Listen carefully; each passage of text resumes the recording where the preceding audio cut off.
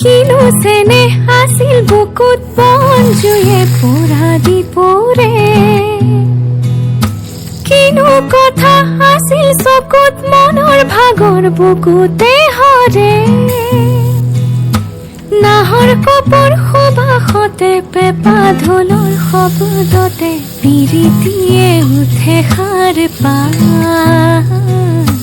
নাহৰ ফুলা বতৰতে মোৰ পাখি লাহি মনৰ মাজত কোনে আহি আজি গগনা বজা। হালধি মাহে সুগন্ধি সনা চিকুণ কোমল দেহৰ ভাজত কিহে জানো পীৰে পীৰাই যায়।